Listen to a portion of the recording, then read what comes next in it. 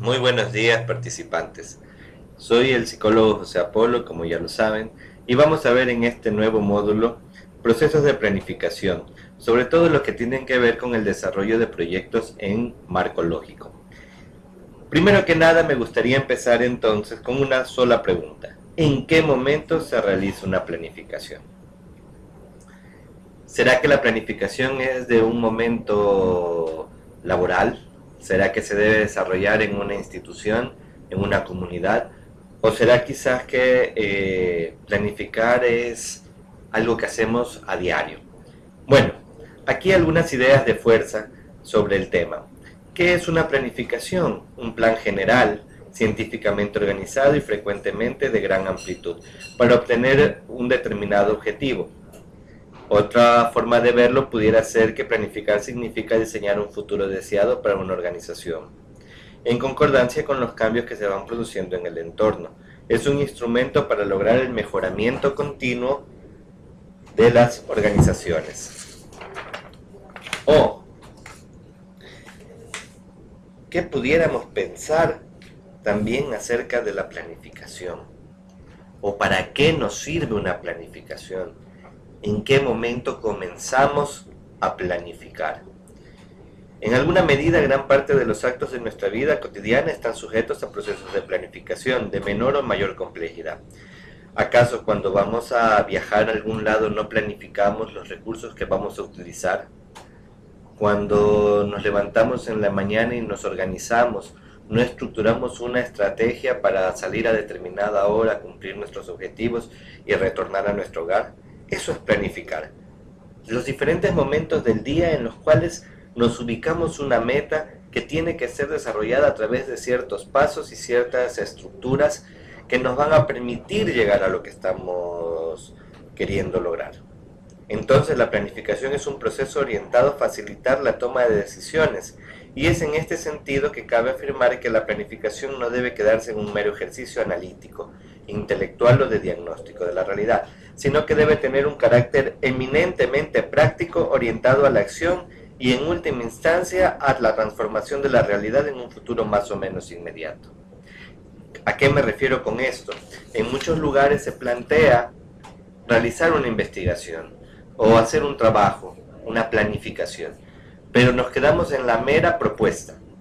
Quiero mejorar esta situación de la realidad, quiero cambiar este problema, quiero mejorar las habilidades de mis estudiantes o de una comunidad X, pero no vamos más allá, no logramos un cambio estructural en lo que estamos haciendo, solo nos quedamos a nivel de la planificación. Pero bueno, sigamos adelante. Cuando hablamos de planificación hablamos de diferentes ámbitos. Estamos hablando de planes, hablamos de programas, hablamos de proyectos y finalmente en la cabeza de todo esto hablamos de política, ¿no? Lo uno va encadenado a lo otro. Si decimos que la política está compuesta por planes, los planes están compuestos por diversos programas y los programas a su vez por diversos proyectos. Y los proyectos a su vez están desarrollados a través de muchas actividades encaminadas al logro de objetivos. Aquí podemos observar un ejemplo de los niveles de planificación. Empezando por la política de la lucha contra la exclusión. Podemos ver en este árbol, de un lado, en una de las ramas, el plan de inserción laboral de colectivos en riesgo de exclusión social. Este es un plan que contribuye a una política nacional.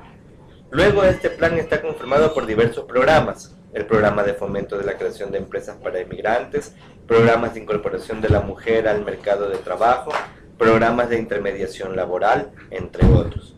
Estos a su vez están conformados por proyectos de capacitación de migrantes, emprendedores en el barrio X, proyecto de microcrédito para emprendedores inmigrantes y muchos otros proyectos. Y estos a su vez están compuestos de diferentes tipos de actividades como cursos de capacitación, cursos de formación en gestión empresarial, asesoría en la elaboración de planes de empresas y estudios de viabilidad.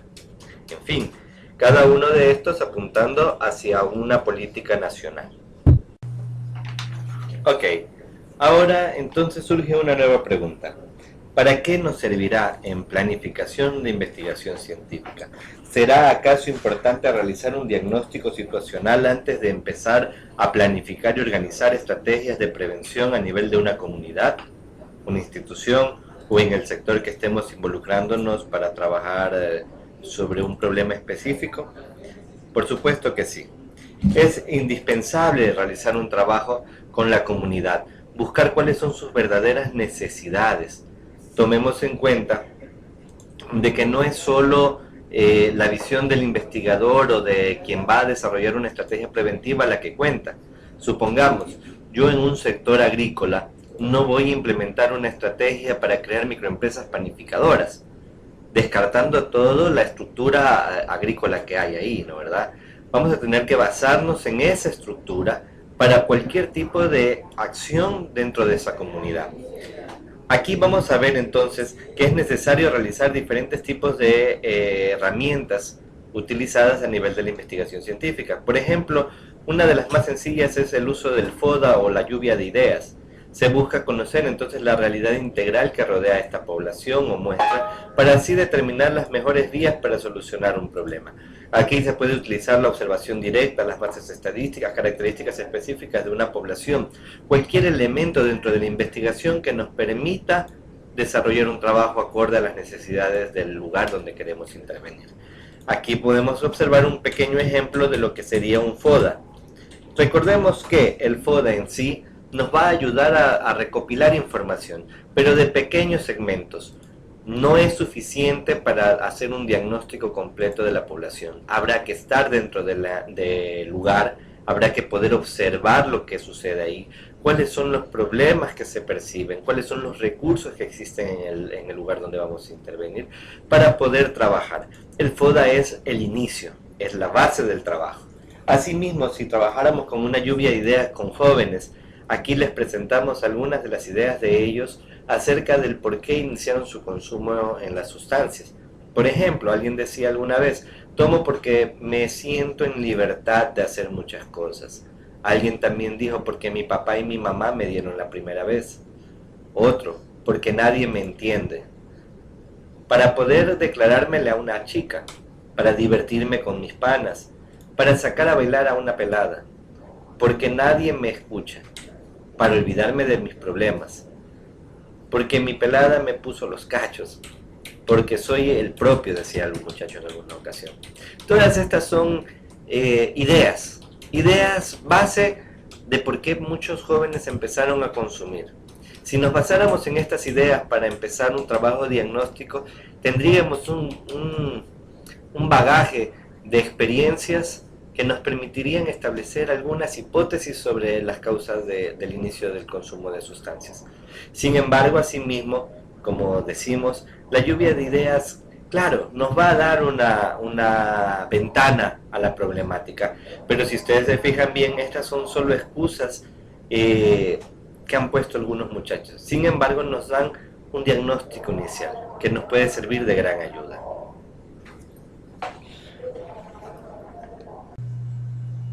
Ahora sí, una vez que hemos entendido que para poder empezar a planificar, lo inicial va a ser un diagnóstico, tenemos que comenzar a conocer lo que es una matriz de involucrados.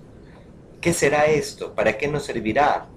¿Será acaso que yo puedo ver a un involucrado o ir a una institución y decir, mis involucrados son el conserje, la profesora, el director? ¿O será que mi involucrado no puede ser una sola persona, sino una comunidad? Es decir, el área administrativa, el área de limpieza, el área docente. Ahí estamos hablando de involucrados, el área estudiantil, los padres de familia. Esos son involucrados que van a ser analizados, a ser utilizados dentro de este proceso de planificación para conocer cuáles son sus problemas, cuáles son sus intereses, qué podemos hacer o en qué podemos contribuir desde una estructura de planificación. Entonces aquí podemos ver lo que es una matriz de involucrados. Como verán, contiene 5 columnas. La primera dice actores involucrados y es ahí donde vamos a colocar a todos estos actores que he mencionado. empezando por el actor de primer nivel, a quién voy a intervenir realmente, y así voy hacia abajo. Por ejemplo, en el primer recuadro, a la final, voy a poner a mis actores de primer nivel. Si estoy trabajando en una comunidad, ¿será que voy a intervenir a quién? A los jóvenes de la comunidad X. En segundo nivel, las familias de la comunidad X. Y en tercer nivel, a la final sería la sociedad completa de la comunidad tal, ¿verdad? Entonces ahí estoy abordando 3 poblaciones, las de primer nivel, segundo nivel y tercer nivel. Cada una de estas poblaciones probablemente tiene diferentes intereses. No serán los mismos intereses de los jóvenes de la comunidad, con la que tienen sus padres a nivel de las familias, y la que tienen como comunidad en general, ¿verdad? Quizás un interés de los jóvenes es divertirse, que los dejen ser jóvenes.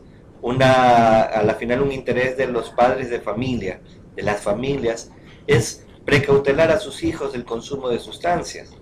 Y quizás un interés de la comunidad en general va a ser tener un ambiente más adecuado de desarrollo para las familias.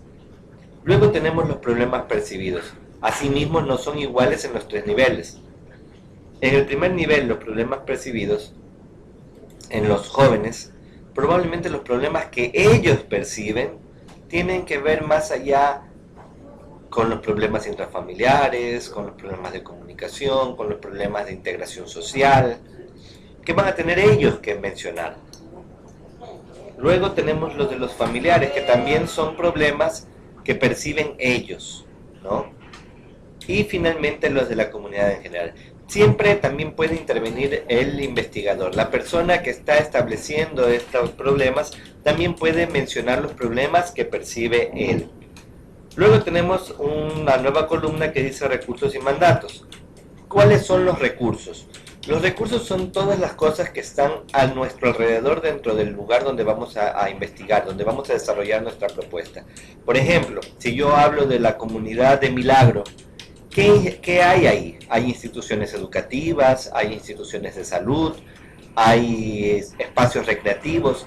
Estos son recursos que nos van a permitir trabajar dentro de esta comunidad. Mandatos. ¿Qué dice la ley de sustancias estupefacientes y psicotrópicas? ¿Qué dice la ley de protección del adolescente y el niño? ¿Qué dice el mandato constitucional? ¿Qué dice también las normas y leyes municipales? Todos estos elementos van a constituirse en mandatos que pueden beneficiar a nuestro trabajo. Finalmente tenemos problemas percibidos. ¿Cuáles pueden ser problemas percibidos? Estos problemas percibidos realmente tienen una situación particular. Hay varias formas de percibirlos o analizarlos. Puede ser problemas que se perciban para el proyecto, que puedan afectar la ejecución del mismo. Qué sé yo, un ejemplo, querer sacar a los niños trabajadores de la calle. ¿Dónde se va a originar el primer problema? A nivel de los padres de familia, que son los que mandan a trabajar a este menor. O tenemos otra forma de ver la situación de los problemas percibidos. ¿Dónde o por qué puede darse un problema en un sector específico? Ejemplo, estoy desarrollando un proyecto para mejorar el servicio de los taxis legales de la ciudad, y con este proyecto pido que se eliminen a los taxis informales. ¿Con qué organización, con qué grupo se va a crear un problema? Con los taxis informales, ¿verdad? Entonces voy a ubicar ahí taxis informales. Esta parte va a quedar un poco de la mano de lo que su institución les pueda mencionar que quieren conocer como posible conflicto. Una vez que ya tenemos a nuestro análisis de involucrados, vamos a hacer un análisis de problemas que va a estar derivado justamente de los problemas percibidos en los grupos de atención que ya hemos analizado en la matriz anterior. ¿Cómo vamos a hacer esto? Fácil, vamos a ir enumerando, separando los problemas desde el más importante hasta el menos importante. Esto nos va a permitir a nosotros identificar quizás el problema prioritario que yo debe intervenir dentro de esta población. Una vez que tengamos eso, vamos a poder elaborar lo que se llama un árbol de problemas. Pero inicialmente debemos conocer que una vez que tengamos claridad de estos problemas, uno de estos problemas va a ser nuestro centro.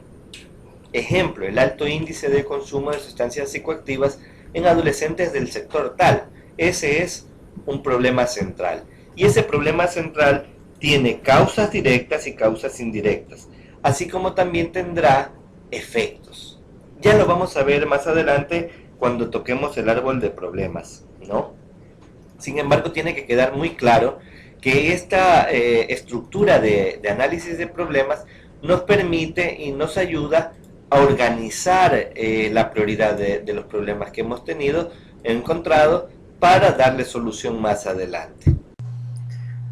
Ok, siguiendo en este proceso de aprendizaje, y antes de abordar un ejemplo del árbol de problemas, tenemos que definir algunas cuestiones sobre los problemas.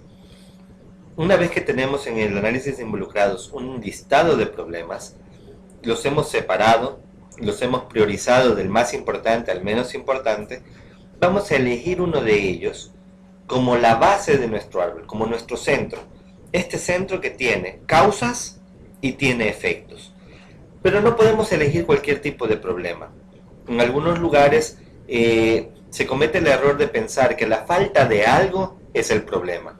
Ejemplo, la falta de pesticidas, la ausencia de pesticidas. Eso no es un problema. El problema es la cosecha destruida por plagas. Obviamente, la solución quizás sería el uso de pesticidas, pero no es lo que estamos investigando y no es cómo se elabora o se plantea un problema. Segundo, los problemas deben ser numerados independientemente, de forma separada. Ejemplo, no puedo decir que una persona tiene problemas a nivel psicológico, social, individual, físico, porque ahí estoy englobando varios aspectos de deterioro. Yo debo mencionar por separado cada uno de estos problemas.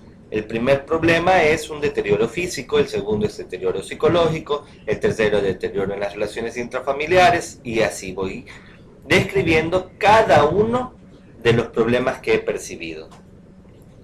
¿Sí? Luego, obviamente, esto nos va a facilitar su lugar, su estructura en el área del árbol de problemas que voy a desarrollar. Ahora sí, en base a todo esto que he mencionado, vamos a poner un ejemplo de un árbol de problemas. Como pueden ver, en el centro hay un problema que hemos considerado el prioritario: alto índice de mujeres consumidoras de sustancias psicoactivas sin tratamiento terapéutico. Esto a su vez tiene sus causas y sus efectos. Hemos planteado aquí que hay tres causas directas de este problema. El primero es el prejuicio de pacientes y familiares frente al maltrato que existe en ciertas clínicas privadas y legales. La segunda causa directa, la poca afinidad con terapeutas varones. Y finalmente, la tercera causa, los limitantes económicos y de infraestructura para brindar mayor cobertura estatal de atención terapéutica para mujeres consumidoras. Cada una de estas causas directas tienen sus subcausas. Los prejuicios de pacientes y familiares frente al maltrato, por ejemplo, tienen dos causas: el incremento de centros ilegales en la ciudad y la escasa conciencia de la necesidad de tratamiento por adicciones. A su vez, estas dos causas tienen otra causa: la escasa atención de problemática de drogas para mujeres. En cambio, las otras dos causas directas, la poca afinidad con terapeutas varones y las limitantes económicas e infraestructura a nivel de cobertura estatal, tienen una causa: la atención de centros de rehabilitación no toma en cuenta aspectos de género. Esto sería, como quien dice, las raíces de este árbol, de este problema principal que hemos determinado. Luego, este problema tiene sus propios efectos. Cuidado, cometemos un error que a veces se comete al hacer árboles de problemas y de objetivos. Algunas personas les indican que desarrollan el árbol de forma vertical, tomando desde la raíz hasta la parte superior del árbol como una sola línea, y no es así. Las causas son del problema principal, del problema que está enmarcado en el centro del árbol, y lo que está del problema hacia arriba son los efectos de ese problema principal. Ejemplo, como lo pueden ver aquí, El alto índice de mujeres consumidoras de sustancias psicoactivas sin tratamiento terapéutico tiene 4 efectos directos: el deterioro físico de las mujeres, el deterioro psicológico de estas mujeres, el deterioro en sus interrelaciones familiares y el deterioro en sus relaciones sociales. El deterioro físico y el deterioro psicológico producen en ellas probablemente baja autoestima, desvalorización. Y a nivel familiar y social produce inadecuada comunicación, maltrato intrafamiliar y ya uniendo hacia la cúspide del árbol, la ausencia quizás de metas de estas personas, de estas mujeres, y finalmente la estigmatización por su adicción. Como pueden ver, este árbol tiene sus causas y sus efectos. Ahora, para poder redactar más fácilmente un árbol de problemas hay que tener 2 preguntas siempre en mente: el por qué y el qué produce. Si yo digo el alto índice de mujeres consumidoras de sustancias psicoactivas sin tratamiento terapéutico, yo pregunto, ¿por qué se da esta situación? Por prejuicios de pacientes, por poca afinidad con terapeutas, por limitantes económicos. Y para los efectos, el alto índice de mujeres consumidoras de sustancias psicoactivas sin tratamiento terapéutico, ¿qué produce? Como puede ver, estas 2 preguntas van a ser la base del desarrollo de nuestro árbol. Una vez que ya tenemos bien definido este árbol, bien clarificado desde su problema principal, sus causas y sus efectos, lo vamos a transformar en lo que es un árbol de objetivos. Esto es muy sencillo, aunque en algunos casos, en algunos lugares lo vuelven un poco complicado, pero realmente es fácil de hacer. Solo debemos tomar este mismo árbol de problemas que hemos planteado y cambiar su redacción a terminología de objetivo, a una terminología alcanzada. Como lo podemos ver en el siguiente ejemplo, ya hemos cambiado el alto índice de mujeres consumidoras de sustancias psicoactivas a un objetivo: disminuidos los índices de mujeres consumidoras de sustancias psicoactivas sin tratamiento terapéutico. Se preguntarán ustedes por qué digo disminuidos, ¿por qué no menciono disminuir? Esto es sencillo. En la metodología de marco lógico se trabaja con terminología alcanzada. Estamos hablando de utilizar participio pasado simple, participio pasado compuesto, presente continuo. Ya lo vamos a ver un poquito más adelante, pero primero terminemos este ejemplo del árbol de objetivos. Como pueden ver, nuestro problema principal se ha convertido en nuestro objetivo principal acá, ¿no? En este árbol. Disminuidos los índices de mujeres consumidoras de sustancias psicoactivas sin tratamiento terapéutico. Ahora ya la pregunta no es por qué, ahora sería cómo. ¿Cómo disminuyo estos índices de mujeres consumidoras de sustancias psicoactivas sin tratamiento terapéutico? Y me aparecen así nuevamente 3 cómo. El primero, disminuir los prejuicios de pacientes y familiares frente al maltrato que existe en ciertas clínicas privadas y legales. Como pueden ver, la terminología también dice disminuidos los prejuicios. Otra forma de disminuir estos índices, con una adecuada afinidad de terapeutas en base a género. Otro elemento importante sería lograr una amplia cobertura estatal de atención terapéutica para mujeres consumidoras. Ahora, ¿cómo logro que disminuyan los prejuicios de pacientes y familiares frente al maltrato que existe en ciertas clínicas privadas y legales?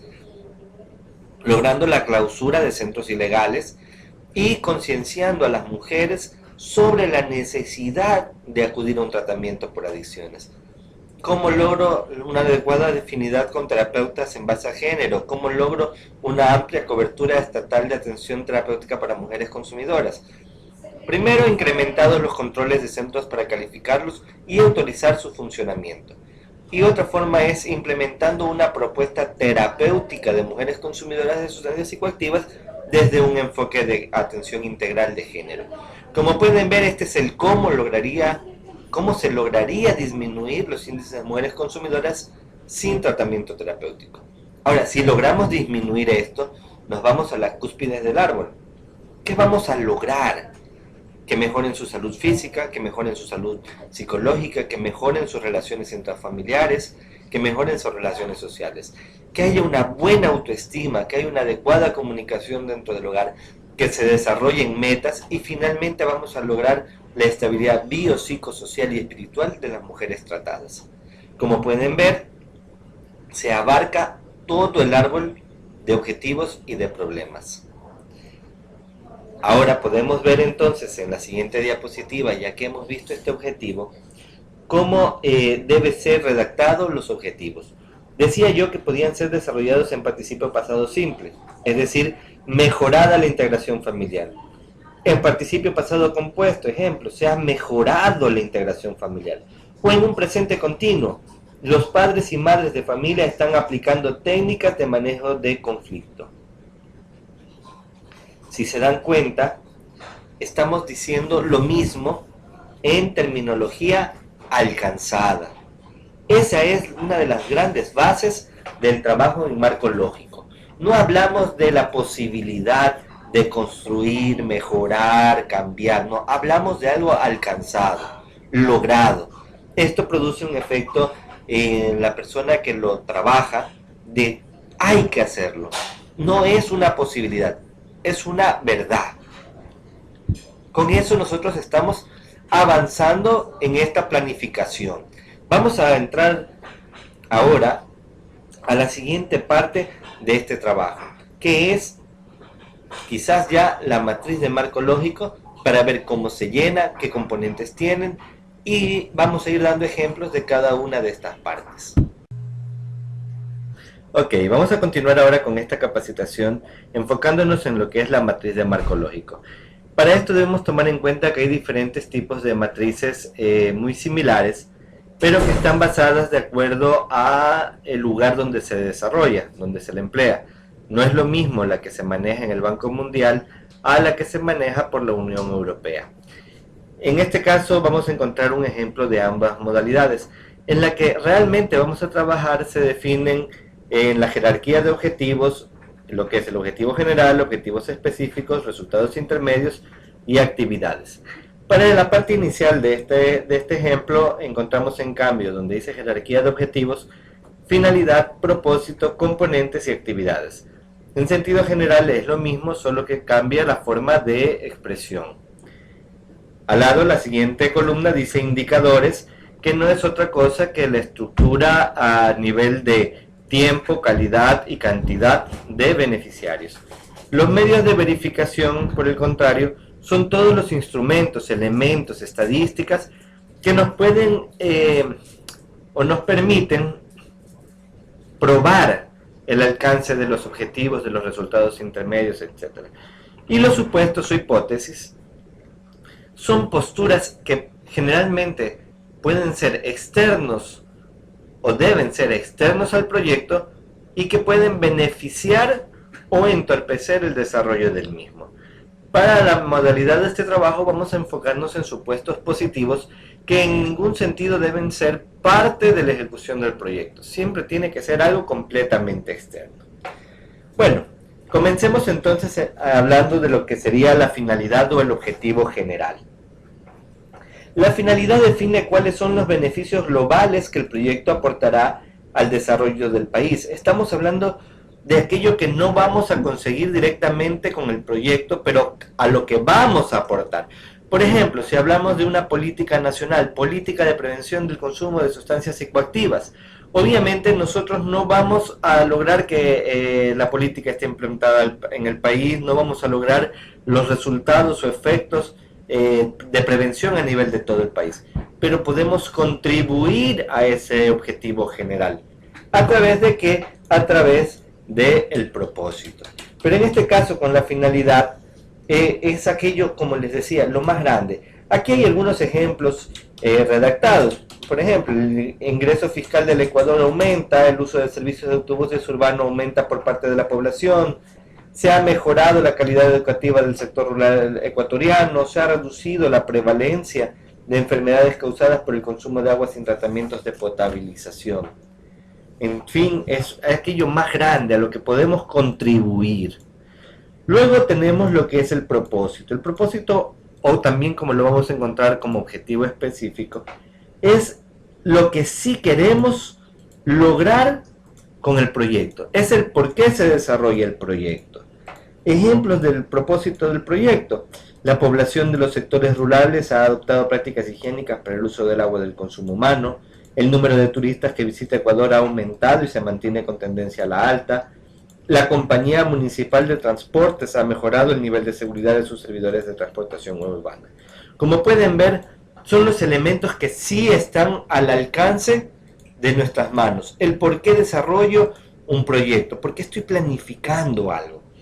Luego tenemos los componentes del proyecto, o como también nos podemos encontrar resultados intermedios, que son aquellos pequeños objetivos, aquellos pasos que debo realizar para alcanzar mi propósito, para lograr mi objetivo específico. Entonces pueden ser varios que van a estar enmarcados en conseguir alcanzar el objetivo específico que he planteado. Ejemplos de algunos componentes del proyecto. El sistema de rutas de circulación urbana ha sido optimizado. Los aeropuertos de Quito y Guayaquil han sido modernizados, certificados y puestos en operación. Los acuerdos con compañías hoteleras internacionales han sido firmados. Como pueden darse cuenta, son objetivos y de hecho la mayoría de estos están ubicados dentro del árbol de objetivos y lo único que tenemos que hacer es organizarlos desde sus causas, que vendrían a ser los resultados intermedios, hasta el propósito, que sería lo que yo quiero conseguir con mi proyecto. Luego tenemos las actividades del proyecto. Las actividades se definen discriminando los resultados intermedios o componentes, es decir, ir numerándolos. Por ejemplo, del primer resultado intermedio componente, ir separando las actividades específicas que son necesarias a desarrollar. Por ejemplo, para poder definir actividades del proyecto tenemos que considerar primero cuál es el objetivo específico. Segundo, qué requerimos para lograr alcanzar ese resultado intermedio. En este caso, ver qué actividades de diagnóstico se necesitan, de promoción, de intervención, de monitoreo y evaluación. Luego también indicar la actividad con la que vamos a llegar a los sujetos y beneficiarios de este proyecto, ¿no? Esto nos va a permitir ir discriminando cada uno de los elementos que hemos mencionado. Y podemos diferenciar estas actividades en 5 tipos. Las actividades de diagnóstico, que son de promoción y focalización de necesidades, usuarios y beneficios. Las actividades de difusión, promoción y motivación entre los usuarios y beneficiarios. Actividades de intervención, que incluyen la prestación de servicios, la entrega de productos y atención directa de usuarios y beneficiarios. La actividad de monitoreo de metas, indicadores, resultados, usos de recursos y logros involucrados en el logro de los objetivos específicos, o del objetivo específico, mejor dicho, y las actividades de evaluación destinadas a verificar el nivel de efectividad e impacto de las intervenciones del proyecto. Aquí tenemos un ejemplo de las actividades del proyecto. 1.1. Focalizar 10 barrios que se encuentren con grupos organizados de jóvenes en el lapso de 3 meses en el primer año del proyecto. Otra. En el 2.1, por ejemplo, 10 grupos organizados de líderes barriales en el lapso de 3 meses durante el primer año del proyecto. Estos pueden ser ejemplos de actividades dentro del proyecto, ¿no? Luego pasamos a lo que son indicadores. Más adelante vamos a tener un ejemplo completo de cómo está desarrollada la matriz para una institución educativa. En los indicadores se puede ver 3 cosas, 3 elementos importantísimos. El cuánto, el de qué tipo y cuándo se van a desarrollar.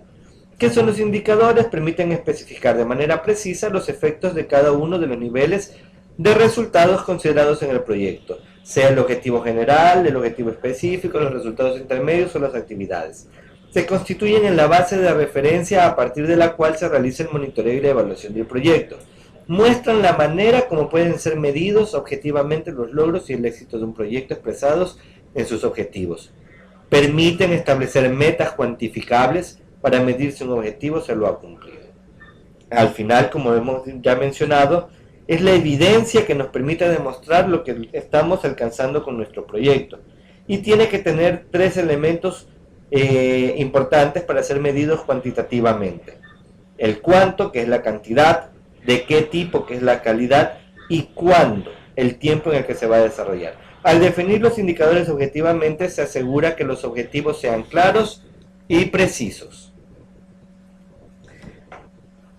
Ahora, cuando hablamos de medios de verificación, por el contrario, nos referimos a qué elementos nos sirven para demostrar lo que estamos queriendo alcanzar.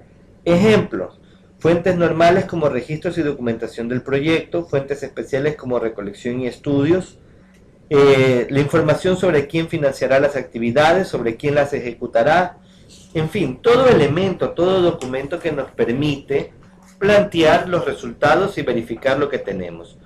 Un ejemplo de medios de verificación: si un indicador dice 3.500 viviendas unifamiliares compradas por agricultores de bajos ingresos residentes en barriadas para julio de 1999, ¿cómo lo puedo verificar? A través de los registros de ventas de las oficinas de bienes raíces, número de ventas y fecha de las ventas realizadas, datos sobre el nivel de ingreso de los compradores obtenidos en una encuesta, datos sobre el lugar de residencia previa de los compradores, proporcionados por la oficina de bienes raíces.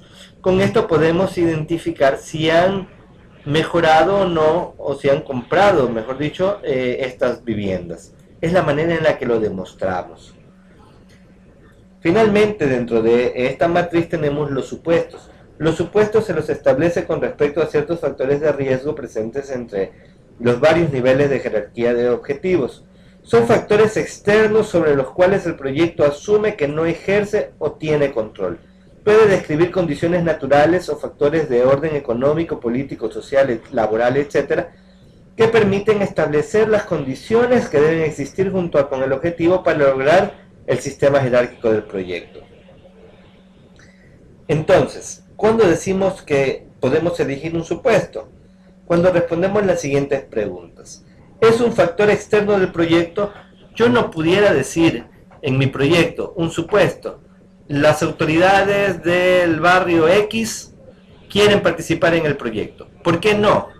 Porque lo estoy convirtiendo en algo interno del proyecto. Pero si yo digo las autoridades del Ecuador desean promocionar y trabajar en prevención de consumo de drogas, estoy haciendo un supuesto externo. Otra pregunta: ¿es importante para la realización del proyecto? Si respondo que sí, es importante. Si digo que no, no tengo por qué ponerlo. ¿Qué probabilidad tiene de ocurrir en un futuro cercano? Si no es posible que ocurra, probablemente no lo debería poner. Si es muy probable que suceda, tampoco. Si tiene un 50, de un 50 a un 75% de probabilidad de que se dé, sería bueno desarrollarlo.